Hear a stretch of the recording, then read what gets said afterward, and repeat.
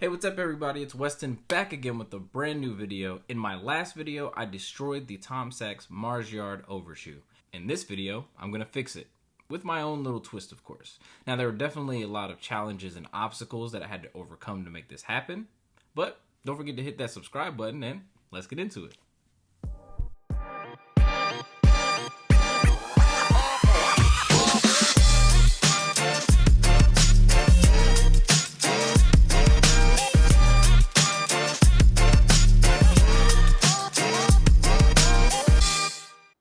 So, since I wasn't happy with the way that the sole was coming out, I decided to remove it. So, I grabbed some acetone from the hardware store and started to try to remove it until this happened.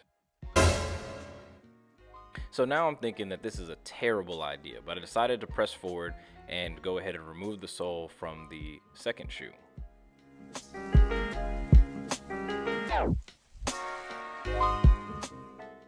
Learning from my previous mistake, I decided to use boiling hot water to weaken the glue and remove the upper from the sole. This method took a little bit longer, but I was able to preserve the uppers a lot better than the first shoe.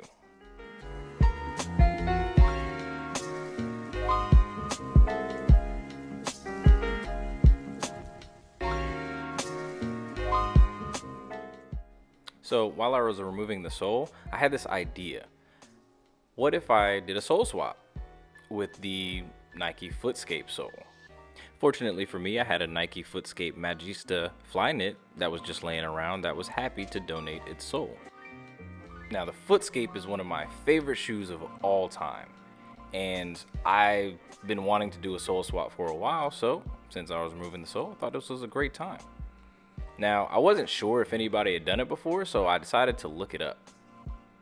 And lo and behold, Bespoke IND actually achieved this before, and it looked fantastic, further motivating me to continue. Now that I have the soles removed, it's time to prep. So with acetone and cotton balls, I start cleaning away. This process took a very long time because that glue was really stuck on there. So a lot of patience and a lot of time, and I was able to remove it.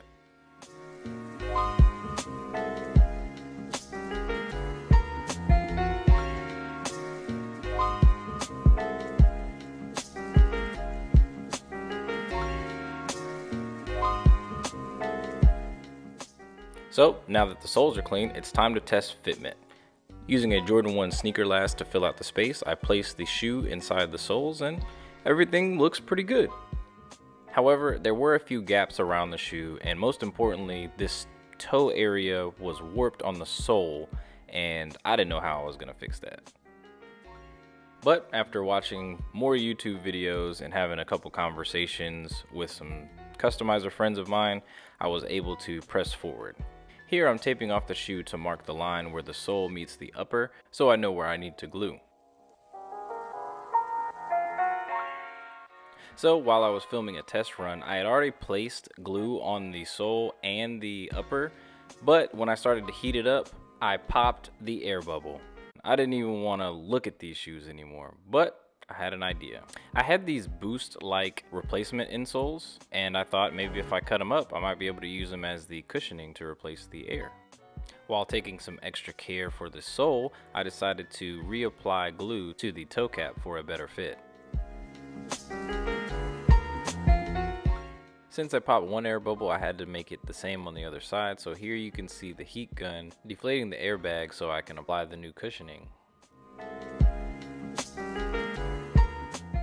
After making sure the piece that I cut out can fit, it's now time to prep for glue. Using the same method I intend to for the sole swap, I laid down a layer of glue on the surface of the airbag and the surface of the cushion to make a stronger bond when I connect them. While I let the soles dry, I begin to prep the surface of the uppers. You'll see me sanding below the line I masked off earlier so that the glue adheres better.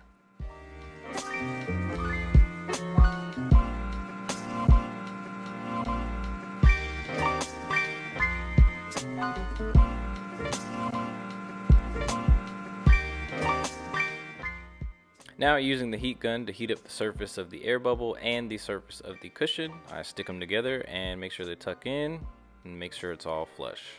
Once they're joined together, I lay down another layer of glue to prepare to join them to the uppers. Setting aside the soles to dry, I begin to apply glue to the uppers. And now finally, the moment of truth. I remove the sneaker last and go ahead and do a test fit. Start heating up the surface of both the uppers and the sole that I applied glue on earlier.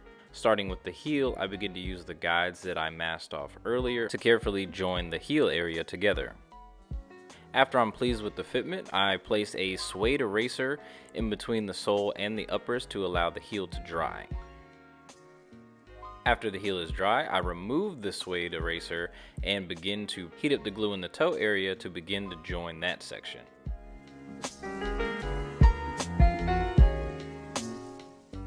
Once I was pleased with the fitment on the toe, I began to work on the middle section, completing the sole swap. However, that's just one aspect to this custom. Although I'm pleased with how this section came out, we have a long way to go.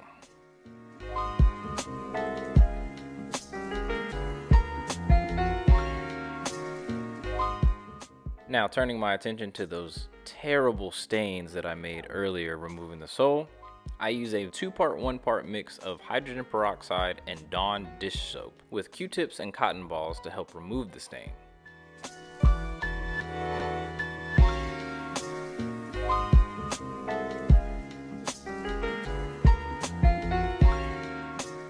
I was so surprised that this was working so well because I used the traditional sneaker cleaners, but nothing was removing this red dye off of that natural sail color. Unfortunately, some areas were too far gone, like the lace loop on the tongue. After taking a moment to clean up my space a bit, I can now focus my attention on the last two things, shoelaces and back tabs. It was a bit of a challenge to come up with a concept for the back tab. I've seen a lot of cool things done with the back tabs when customizers remove the overshoe, but ultimately, I wanted to keep it simple. My first attempt was to sew them together using a baseball stitch. However, that was a fail, sadly. So I removed that hand stitch and decided to use the contact cement that I used to glue the shoe for these back tabs. After letting it dry and giving it a chance to heat up, I'd say they came out well.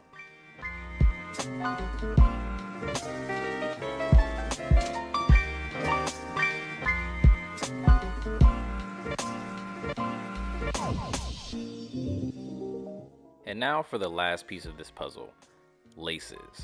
I was a huge fan of the lacing system that was used on the original Mars Yard overshoe, so I decided to recreate it with a few tweaks. Using laces similar to the original Mars Yard, I also found a silver toggle on Etsy for a couple bucks. However, to seal the deal, I used these infinity lace aglets to join the ends together to make them look like one piece. Now, getting them on with the thickness of the lace was rather difficult, and I'll probably not do it again. So luckily, the set that I bought off Amazon came with 2 sets of laces, so if I ever need to swap them out, I have one with silver aglets. The last obstacle for this custom was trying to secure the metal aglets after getting the rope laces through. So I used some red thread to poke through the ends and tie several knots to prevent the aglets from slipping off. I know y'all are probably tired of seeing me work, so let's see what they look like on foot. There you have it, in all of their glory. Now, I'll be the first to admit, I know they're not perfect, but I really like how they came out.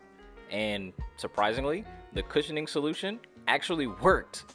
With all of the challenges and obstacles I had to overcome to make this happen, this is easily my favorite project that I have ever completed. I've been wanting to try a sole swap for years, but who knew it was going to be a Tom Sachs Mars Yard overshoe and a Nike Footscape Magista Flyknit. Wow. So, like I said, there you have it. The Tom Sachs Mars Yard Footscape. I am more than pleased with how this came out, and I am more than excited to actually get these on feet and wear them. Like, this is probably my most ambitious custom that I've ever taken on, and I am, I guess, elated that it came out so well. Only time will tell if it'll hold up, but I can't wait to start testing them. So I guess you could say I'm a Nike wear tester.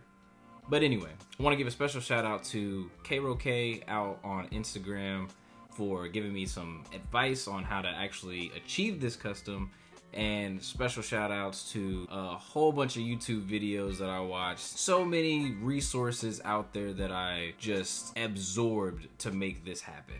If it wasn't for them, I wouldn't have been able to make this custom a success. So if you enjoyed the video, don't forget to hit that like button, and if it's your first time here, don't forget to hit that subscribe button. Let me know what you think of the kicks down in the comment. Did I hit the mark or did I miss it?